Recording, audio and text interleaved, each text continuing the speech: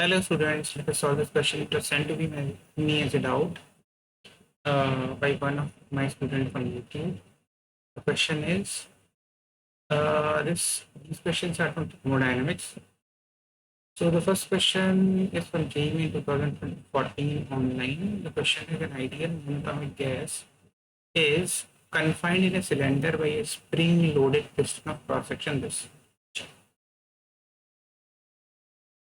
The area is given to us, 8 into 10 power minus 3.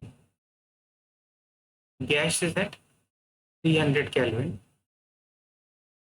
occupies a volume 2.4 into 10 power minus 3. Spring is in relaxed state. The gas is heated by a small heater and the piston moves out slowly by 0.1 meter. Okay, it has moved out slowly by 0.1 meter. The force constant is given, K is 8000, and atmospheric pressure is 10 power 5 meter. Cylinder and the piston are thermally insulated. The piston and springs are massless. No friction between the piston and cylinder. Final temperature there are. See, initially when this was the state, P1 was equal to the atmospheric pressure, which is 10 power 5 Newton per meter square. V1 was 2.4 into 10 power minus 3 meter cube. T1 was 300 Kelvin. Now the problem is we have to find out P2. Now P2 is in this. Now when this piston has moved rightward by a distance x, the force due to the spring on this piston will be towards left, it will be kx. Now pressure due to this will be kx by a. So now the pressure is increased. It will be P1 plus kx divided by a. Force by a is pressure. V2 is V1 plus a into x. Okay. T2 we have to find.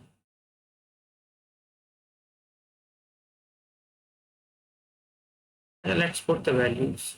P1 is 10 power 5, K is 8000, X is 0.1, 10 power minus 1 LP. Area is 8 into 10 power minus 3. So the pressure becomes 10 power 5 plus 10 power 2, 3, 5, 10 power 5. So it has become 2 into 10 power 5, Newton per meter square. Similarly, if we try to find V2, it is 2.4 into 10 power minus 3 plus area. How much is the area? 8 into 10 power minus 3. X is 10 power minus 1. So 2.4 plus 0.8 into 10 power minus 3. 3.2 into 10 power minus 3 is the next term. Now, see, they want us to find out temperature, T2. It's very easy actually, the question. P1, the relation that I'm going to use here is P1 V1, because we know PV is equal to nRT. If we take this PV by T, this is nR. Number of moles are not changing. N into R, N is constant, R is constant, so I can use the relation P1 V1 by T1 is equal to P2 V2 by T2. Okay. Now put these values and find out the answer. 10 power minus 5. 10 power 5, 2.4 into 10 power minus 3. T1 is 300 Kelvin. T2 is 2 into 10 power 5 into 3.2 into 10 power minus 3 divided by T2. Cancel 10 power 5, this got cancelled. This will cancel. So T2 will be 32 by 24 into 300.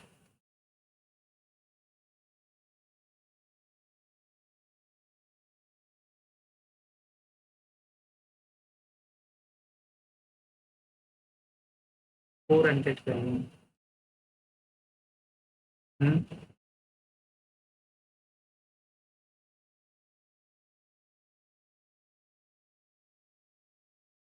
Mistake I have done. 32 by 24. Acha, I did not multiply. 2 is also there, na? This one. So 400 into 2, answer should be 800 Kelvin. So the option number 3 is the correct answer. Question was actually very easy. It was not difficult at all. Let me take the other question that was given to me.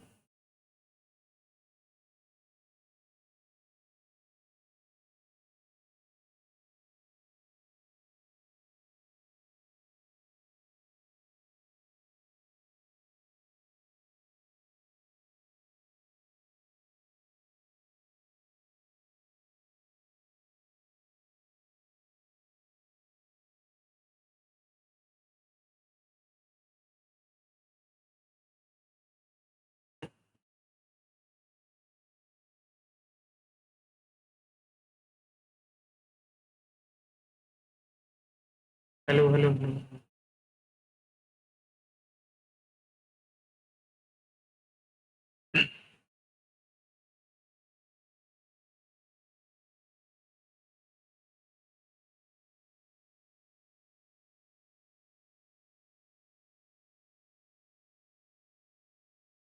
This is the second one.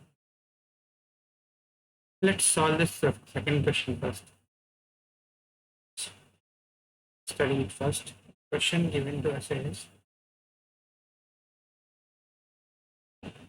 in a process, the temperature and volume of one of an ideal neutron gas are varied according to the relation Vt is equal to K. The relation given to us is V2 is equal to K, where K is constant. In this process, the temperature of the gas is increased by the amount of heat absorbed by the gas. If first we will have to find out the relation PV power x is equal to constant. And let me tell you here, if the relation is P power x is equal to constant, then heat delta Q is given by NC delta T.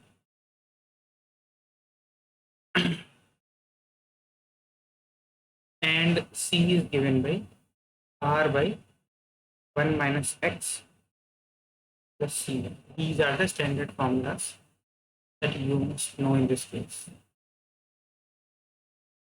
Now, how to convert this Vt is equal to K equation in the terms of PV? We know PV is equal to N, okay? So I'll write P is equal to PV by T is equal to PV by NR. NR is constant, so V into PV by NR is equal to K. PV square is equal to constant.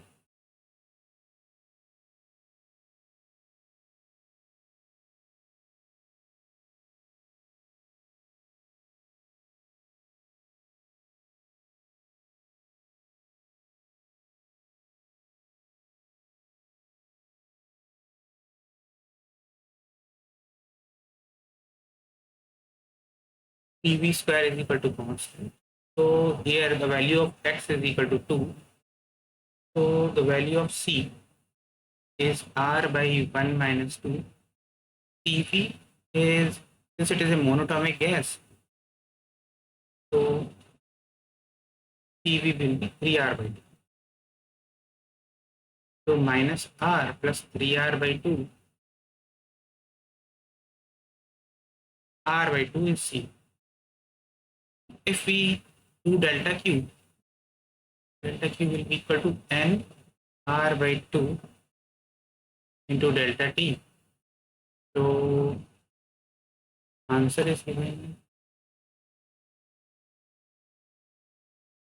N is given 1. N is 1. N R by 2 delta T. So R by 2 into delta T. This should be the answer, which is present in option number 1. This is easily solved. Now coming to the next question, which is present in this.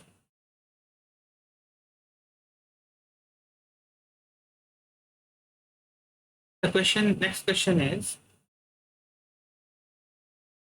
three Carnot engine operates in series between a heat source at a temperature T1 and a heat sink at temperature T4. Acha, T1, T2, T3, T4. There are three engines. You see, this is first engine, this is second engine, and this is third engine. There are two other reservoirs, temperature T2, T3. It is given T1 is higher than T2 and T3 is T4. Three engines equally efficient, so we have to find out the relation. For a Carnot cycle of this type, T1, this is engine, sink is T2, we have the heat which is absorbed by the engine U1, which is given by the engine Q2. So the efficiency that we have is 1 minus T2 by T1. This is only for Carnot cycle. This is the major concept that we mentioned. In these cases, there are three engines. For engine 1, efficiency 1 is equal to 1 minus T2 by T1. For engine 2, the efficiency is 1 minus T3 by T2, because sink is T3, supplying is T2. For engine E3, they have the efficiency is equal to 1 minus T4 by T3. Now see here, one more information is given to us. Three engines are equally efficient. Means their efficiencies are equal. Should not be a problem in solving this. Actually very easy. So here 1 minus T2 by T1, if I make like this, N1 is equal to N2, we'll get 1 minus T2 by T1 is equal to 1 minus T3 by T2. So we can cancel it out, and the relation becomes T2 by T1 is equal to T3 by T1. I'll directly take calculation. T2 square is equal to T1 T2. But they do not want T2 in terms of T1 T3. We want it in terms of T4. So I'll again use N2 is equal to N3. So 1 minus T3 by T2 is equal to 1 minus T4 by T3.